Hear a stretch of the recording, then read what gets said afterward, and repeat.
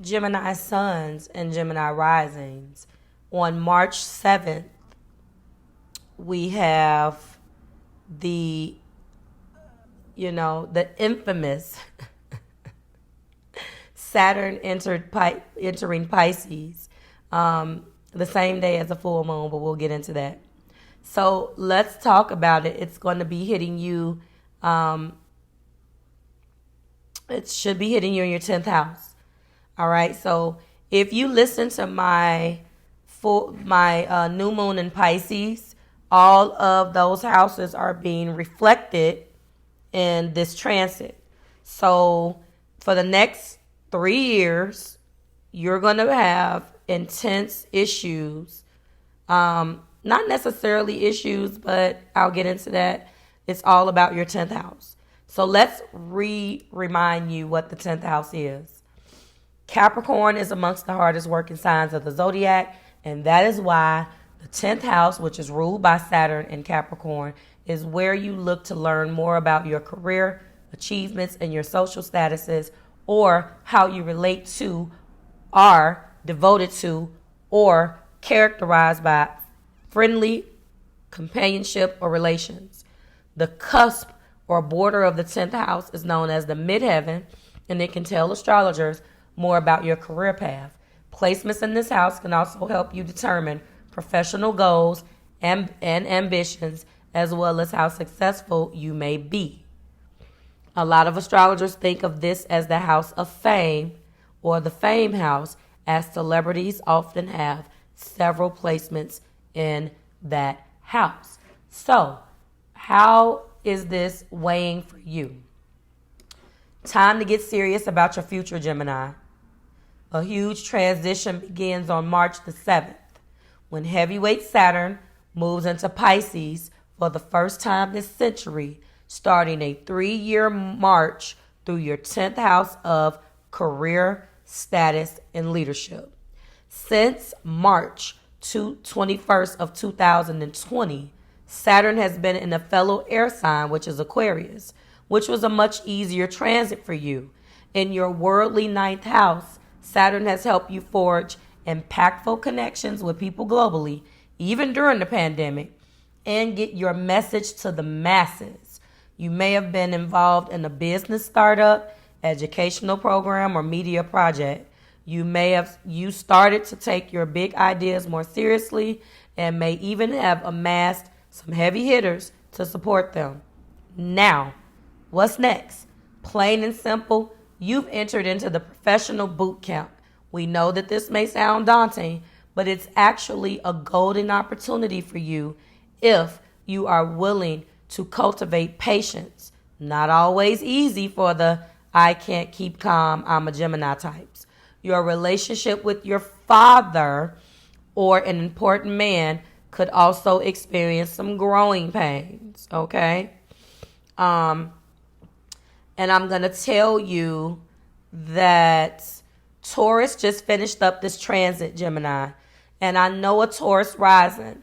So let me tell you some of the things that she went through, okay? She's a Taurus rising also and a Taurus sun. So it hit her, I don't want to necessarily say doubly, but she couldn't figure it out. So some of the things that you could experience through this transit is, yes, having issues with your father. If you do have a father or the person who has raised you as a parent, I'm going to say that some of these growing pains could necessarily go to the parent that is your custodial parent.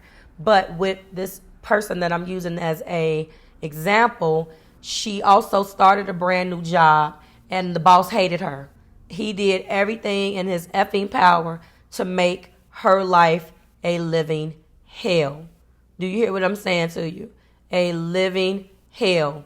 And he knew it. He thought that she was weak and she was tested. Okay? I do not want you to, I want you to go in with your eyes open. Because, first of all, you guys don't necessarily do good when you're being challenged. And I also know that by being a Gemini, you also, with Mercury being your ruler, what I know about some of you guys is that you will lash out with the tongue.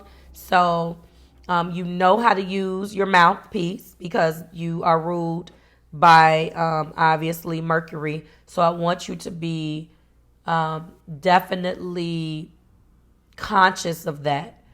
One of the things that happened during this transit for her, and I'm not saying that you will experience this, her dad got into, unfortunately, a car accident. And yes, he did survive, but it shook that relationship up because it forced him to acknowledge some things and open up some wounds that, she had been experiencing about him.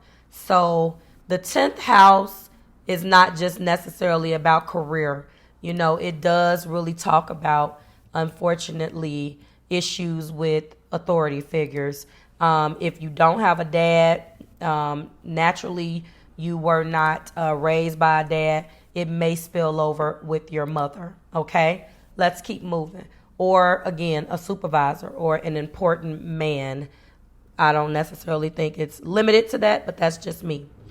All right, so right now, between now and February 13, 2026, Saturn will steadily serve you chances to find mentors and trainings that will move you toward mastery. If you rise to the challenge, you can become a renowned expert in your field or settle into a secure career track. One last thing about that. The most important lesson with that individual Taurus rising and sun example is that the supervisor hated her and gave her a task that nobody wanted. She hated it. She cried. She was upset. I walked her through it. And as a result, it is exactly what this is stating. She is the subject matter expert in her department for that task.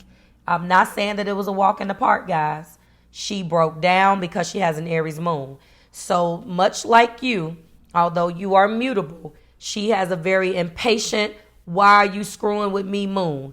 Why are you effing with me? Why did you, give me something that no one else did? He did it to test her, but in turn, her resilience and her ability to get it done surprised the hell out of him because him as a manager falls.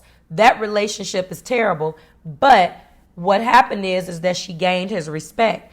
He doesn't know anything as her supervisor about this particular function in the department. So every time there is an email from a higher up, from another department manager, he forwards everything to her and has made her the expert because he doesn't want to take time to do it. So remember that. All right. So you will move toward mastery if you rise to the challenge. But there is an entry price. You must take a look at take an unflinching look at your weak spots and get to work on those. This will mean setting your ego aside and learning to exude true authority, which cannot be faked. Okay? Ready for this mission. With Saturn and Pisces forming, oh my God, yes, is forming the exact same 90-degree square to your sun. So I'm going to pray for you.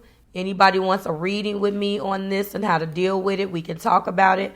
I just technically witnessed it. Okay? With Saturn and Pisces forming a tense 90-degree square to your sun, it is an important time to do the work. And the ring taskmaster will reward you for paying your dues. Soon, the satisfaction of a hard-earned victory will taste sweeter than an easy win. Sure, you can charm your way into almost anything, Gemini, but with Saturn in this integrity-driven zone, gaming the system will leave you feeling hollow. The last time that Saturn was in Pisces last was May 21st, 1993 to April 7th, 1996. If you're old enough to remember what happened during that time, look back for clues of what may resurface right now. And if you were born then congratulations and welcome to your first Saturn return. Gemini, you're being guided to think of this as a time of a marathon rather than a sprint. Don't expect things to come easily or instantly and question anything that does. The saying that luck is where preparation meets opportunity will be a mantra for you for the next 3 years. Just because you can get away with cutting corners doesn't mean that you should. And Gemini, that concludes this transit for you. I am wishing you guys the best. I naturally have Capricorn in my chart. By it ruling my emotions. I know Saturn very, very well. And yes, it will come off to you. You are a very easygoing person. And things being ultra hard is not your thing. But if you get through this, I promise you will come out being better than what you started. Trust me, okay?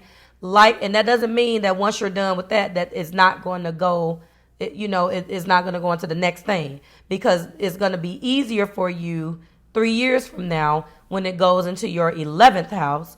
It's going down. Oh God, it's going to go into your 9th house. It may be a little bit easier still because the 9th house is a Jupiter ruled house, and it may fare a little bit better for you. Okay. All right. Thank you for listening. I was going to say like, share, and subscribe because I'm so used to saying that. Do all of that. But thank you for coming to check this out. And I will see you in your next one. Bye, guys.